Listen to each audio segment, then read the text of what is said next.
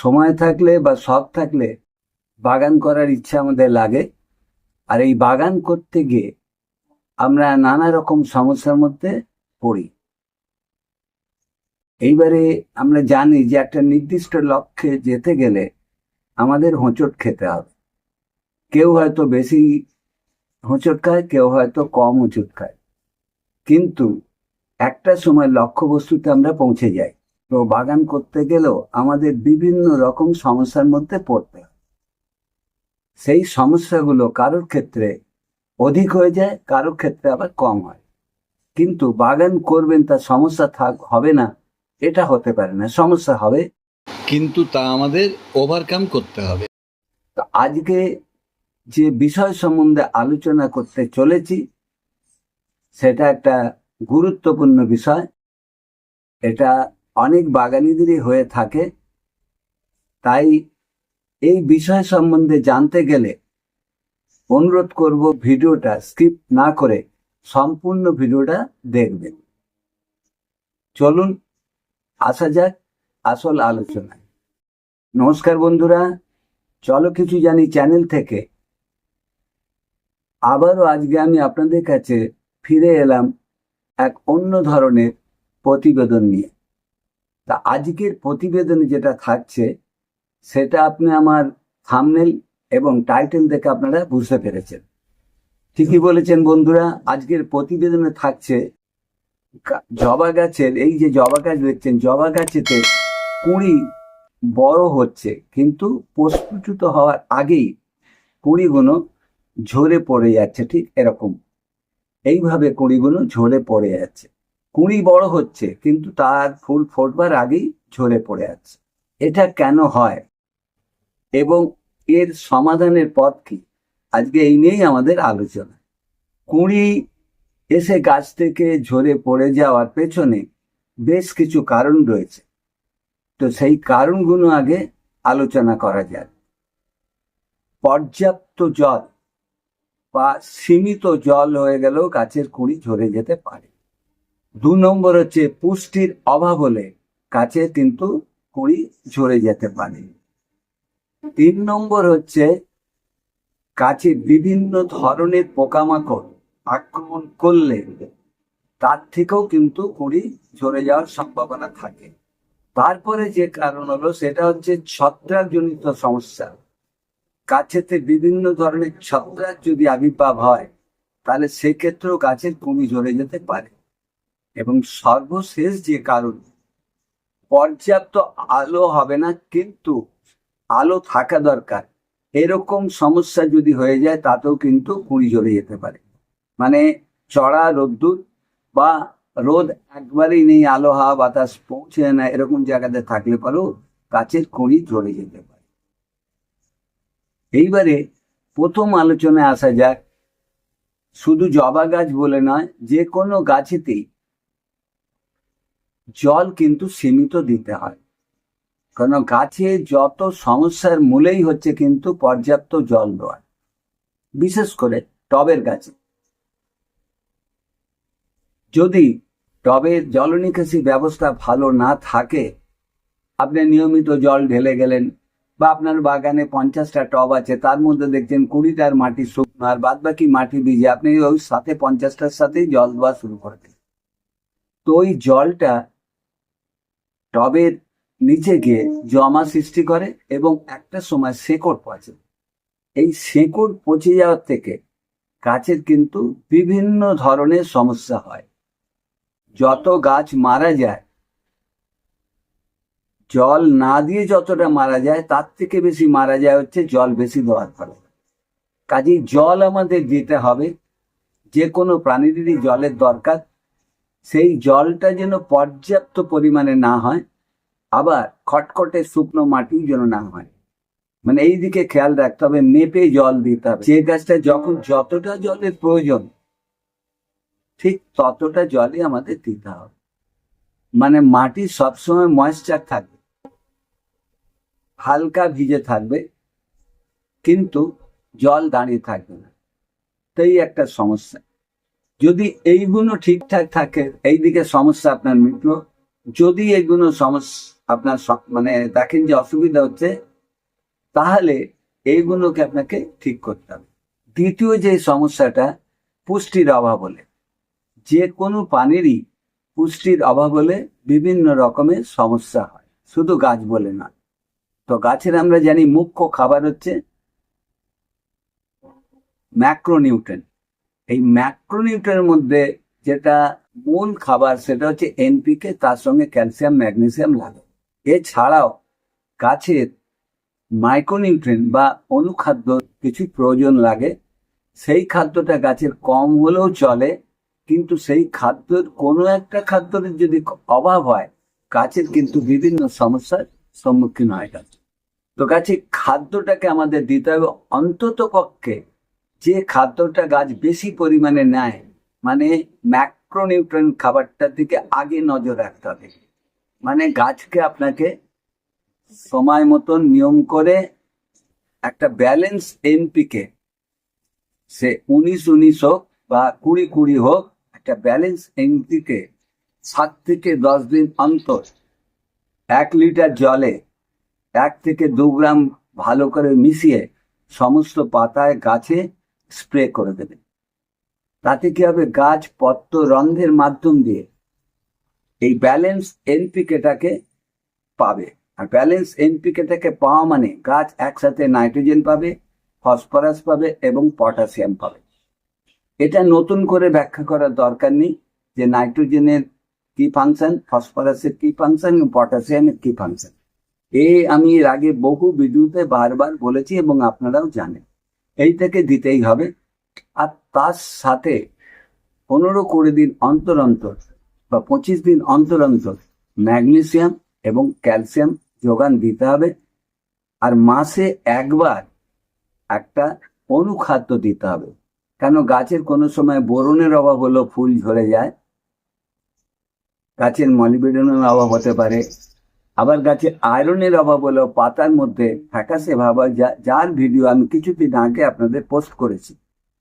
আপনারা মনে করলে পরে আমার প্লে লিস্টে গিয়ে সেই ভিডিওটা দেখতে পারেন, যে গাছের পাতা দেখে আমাদের খাদ্য দিতে হবে।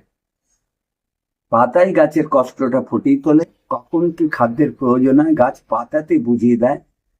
তো সেই ভিডিওটা আমি পোস্ট করেছি, আপনার প্রয়োজন মনে করলে পরে আমার প্লে লিস্টে গিয়ে ভিডিওটা দেখতে পারেন, ওই দিকে আমি আর যাচ্ছি না।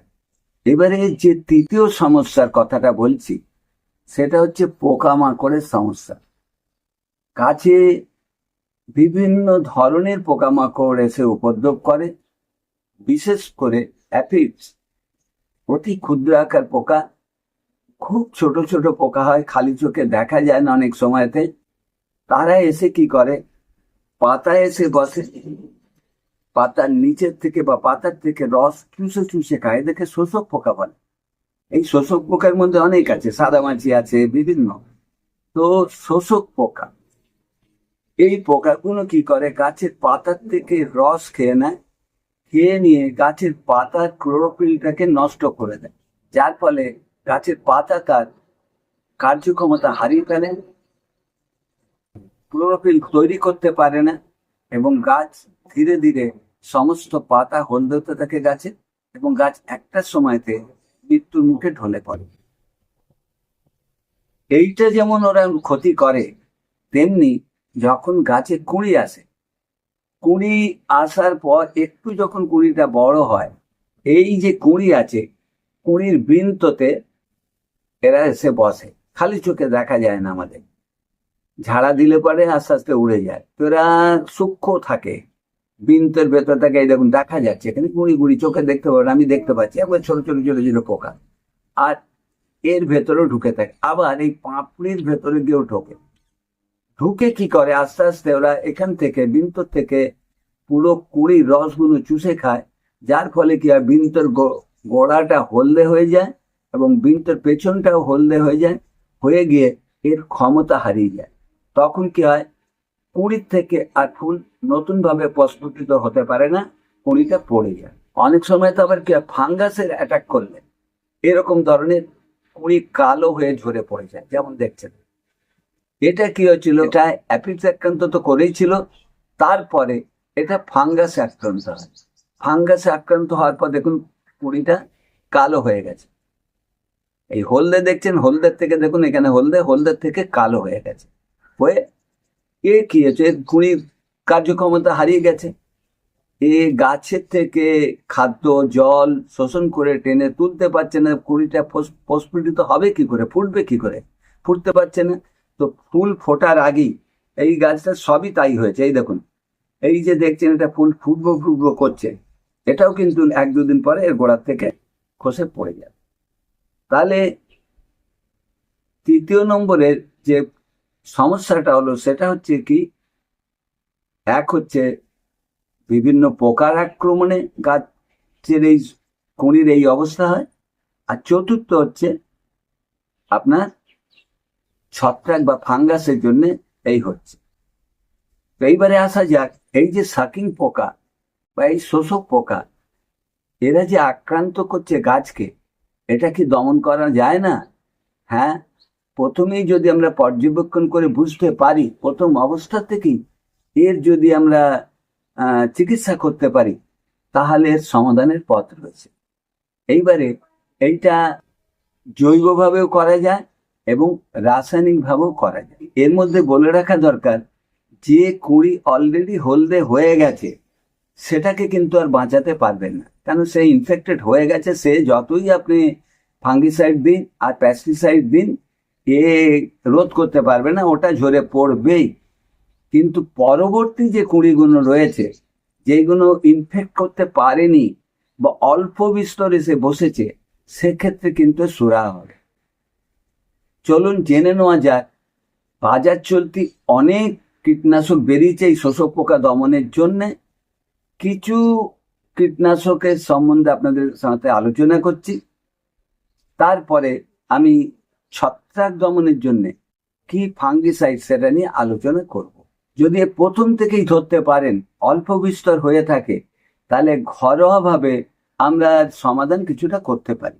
এক হচ্ছে রসুন পেঁয়াজ এইগুলোকে বেটে জলের সাথে মিশিয়ে হলুদ দিয়ে সেই জলটাকে যদি গাছে পাতার ওপর নিচে স্প্রে করতে পারি, তাহলে কিন্তু এই ধরনের পোকাকে নিয়ন্ত্রণ করা যেতে পারে। দ্বিতীয় হচ্ছে ঘরোয়াভাবে যখনই এটা আক্রমণ হয়েছে দেখছেন, মানে আপনাকে নিয়মিত বাগান করতে গেলে নিয়মিত পর্যবেক্ষণ করতেই হবে। পর্যবেক্ষণ করতে গিয়ে বা বাগানে গিয়ে আপনি দেখতে পাচ্ছেন গাছগুলোতে এরকম ধরনের সূক্ষ্ম পোকা আক্রমণ করেছে, ভালোভাবে নিরীক্ষণ করার পর বুঝতে পারলেন, তাহলে আপনাকে কি করতে হবে, প্রথম অবস্থাতেই ওই গাছেতে জলের প্রেসার দিয়ে জল ছাড়তে হবে। যে স্প্রে গানে দিয়ে বা যে স্প্রেয়ার দিয়ে আপনি জল স্প্রে করবেন, ভালো প্রেসারে যদি গাছটাকে পাতাটাকে ভালোভাবে ধুয়ে চান করিয়ে দেন, তাহলে কিন্তু জলের প্রেসারে তারা সরে যেতে পারে। এটা গেল ঘরোয়া পদ্ধতি। এরপরে জৈবভাবে যদি করতে চান, আপনি নিম তেল বাজারে পাওয়া যায়, নিম তেল ব্যবহার করেও এর সমস্যার সমাধান করতে পারেন, যদি কিনা প্রথম অবস্থায় ধরতে পারে। অথবা যারা নিম তেল কিনতে পারবেন না, তাহলে বাজার থেকে তারা কি করতে পারেন, নিম পাতা নিয়ে আসতে পারেন, বা গ্রামগঞ্জে বাড়ি হলে আশেপাশে নিম গাছ প্রচুর আছে, তারা নিম পাতা নিয়ে এসে 50-100 গ্রাম নিম পাতা 1 লিটার জলে ভালো করে ফুটিয়ে তার নির্যাসটা 1/2 লিটার হলে সেটাকে ছেঁকে 2-3 দিন ছাড়া ছাড়া যদি স্প্রে করেন, প্রথম অবস্থায় যদি হয়, তাহলে কিন্তু এই পোকাগুলো নিয়ন্ত্রণ করতে পারবে। যারা এত কিছু করতে পারবেন না, তাহলে তাদের জন্য রয়েছে বাজারে জৈব কীটনাশক। চলুন জেনে নেওয়া যাক কিছু জৈব কীটনাশকের ব্যাপারে। অ্যাবামেকটিন এই কীটনাশকটা একটা ভালো কীটনাশক, প্রাকৃতিক কীটনাশক, জৈব হিসাবে এটাকে ব্যবহার করা যায়। এটা শোষক পোকার সাথেও মাকড় জাতীয় পোকাকেও আক্রান্ত করে। মাকড়ও কিন্তু গাছের কুঁড়ি ঝরে যাওয়ার কারণ ছোট্ট ছোট্ট হয়, তারাও কিন্তু রস চুষে খেয়ে নষ্ট করে। কাজে এই কীটনাশকটা মাকড়কেও একদারে যেমন ধ্বংস করতে পারবে এবং আপনার অ্যাপিডসকেও ধ্বংস করতে পারবে। আপনারা অ্যামিডাক্লোরপিডের নাম শুনেছেন। এই অ্যামিডাক্লোরপিড গ্রুপের যে কোনো কীটনাশক, এটা একটা সিস্টেমিক কীটনাশক, যা কি করে অ্যাপিডস জ্যাসিড, সাদামাছি, থিপস এই ধরনের পোকাগুলোকে দমন করতে অভ্যস্ত। তৃতীয় যে রাসায়নিক কীটনাশকের কথা বলবো সেটা হচ্ছে ডাইমোথায়োড। এই ডাইমোথায়োড কীটনাশকটা স্পর্শক এবং পাকস্থলীর কীটনাশক। মানে এই কীটনাশকের সংস্পর্শে এই ধরনের যে শোষক পোকাগুলো আসবে, সংস্পর্শে আসলেই এরা মারা যাবে। আর এসে যদি বসেও এই পাতার থেকে যখন রস শোষণ করে খাবে, সিস্টেমিক পেস্টিসাইড হওয়ার জন্য এর বিষক্রিয়াটা সমস্ত গাছের মধ্যে ছড়িয়ে পড়ে, ডাল, কাণ্ড, পাতা, শেকড় সমস্ত জায়গায় টেনে নেয়। কাজেই যখনই এরা এসে এই রসটা চুষে খাবে, হয় সাথে সাথেই মারা যাবে, আর তা না হলে পরে কি হবে, এদের পাকস্থলীতে বিষক্রিয়া সৃষ্টি হবে। তো পাকস্থলীতে বিষক্রিয়ার সৃষ্টি হলে কি হবে, এদের খিদা মন্দভাব হবে, খেতে পারবে না এবং খুব শিগগিরই এরা মারা যাবে। তো এই গ্রুপের কীটনাশকের মধ্যে কি কি কীটনাশক পড়ে? রোগর, ট্যাবগড় ইত্যাদি কীটনাশকগুলো এই গ্রুপের মধ্যে পড়ে। তা আপনারা এই ধরনের কীটনাশকও আপনারা ব্যবহার করতে পারেন এই ব্যাপারে। এরপরে আসি পাইরোথ্রেড জাতীয় কীটনাশক। এই জাতীয় কীটনাশক কি করে, এই পোকামাকড়ের স্নায়ুতন্ত্রের উপরে আঘাত করে। মানে যখন এই শোষক পোকা জাতীয় পোকাগুলো বা মাকড় যারা যখন এসে গাছে বসে, তখন কি হয়, বসলেই তো তাদের অবস্থা খারাপ হয়ে গেল, আর রস চুষে খেলে তো গেলই। তো যখনই বসে এবং যখন অল্প বিস্তর রস চুষে খেতে যায় লোভে পড়ে, তখন কি করে, কিছুক্ষণের মধ্যেই, আধ ঘন্টা 1 ঘন্টার মধ্যেই এদের সরাসরি স্নায়ুতন্ত্রতে আঘাত করে। ও স্নায়ুতন্ত্রতে আঘাত করলে কি হয়, এদের নড়াচড়ার ক্ষমতা হারিয়ে ফেলে, মানে এরা প্যারালাইজ হয়ে যায়। এবং দেখা যায় যে কোনো প্রাণী প্যারালাইজ হয়ে তো বেশি দিন বাঁচতে পারে না। একে প্যারালাইজ হয়ে গেছে, তারপরে আপনার পাকস্থলীর ক্রিয়াকলাপ বন্ধ হয়ে যাচ্ছে, তখন অবধারিত এদের মৃত্যু। তো এই ধরনের কীটনাশক ব্যবহার করলে পরে কি হবে, এই পোকাগুলো স্নায়ুতন্ত্রতে ডাইরেক্ট আঘাত করবে এবং স্নায়ুতন্ত্র বিকল করে দেবে এবং এদের নড়াচড়া, ওড়বার ক্ষমতা বা এক জায়গা থেকে এক জায়গায় যাওয়ার ক্ষমতা নষ্ট হয়ে যায় এবং অচিরেই মারা যায়। এ তো পোকামাকড়ের সমস্যা গেল। এবারে ছত্রাকের আক্রমণ থেকে গাছটাকে কিভাবে বাঁচাবে? তো এর জন্যে প্রথমেই বলতে গেলে বলতে হয় কার্বন ডাইনজাইম গ্রুপের কোনো ছত্রাকনাশক। এটা একটা ব্রড স্পেকট্রাম ছত্রাকনাশক যা বিভিন্ন ধরনের ছত্রাককে নিয়ন্ত্রণ করে। এরপরে আসে যায় থিওফেনেট মিথাইল। এটাও একটা ব্রড স্পেকট্রাম ছত্রাকনাশক যা কিনা জবা গাছের অকালে কুঁড়ি ঝরে যাওয়া এবং বিভিন্ন ধরনের ছত্রাকে অভ্যস্ত একটি ছত্রাকনাশক। এবারে আসি মাইক্রোবিউটানিন। এটাও একটা ছত্রাকনাশক, বাজারে পাওয়া যায়। এটা একটা সিস্টেমিক ছত্রাকনাশক, জবা গাছের কুঁড়ি ঝরা এবং অন্যান্য ছত্রাকজনিত রোগের ভালো কাজ করে। এছাড়াও বাজারে ব্লাইটক্স আছে, রেডোমিল গোল্ড আছে, ইত্যাদি বিভিন্ন ছত্রাকনাশক আছে। আমি যে পেস্টিসাইড এবং যে ফাঙ্গিসাইডের কথাগুলো বললাম, এতগুলো কারোর পক্ষে কেনাও সম্ভব নয়, এতগুলো নিয়ে চিন্তা করাও সম্ভব নয়।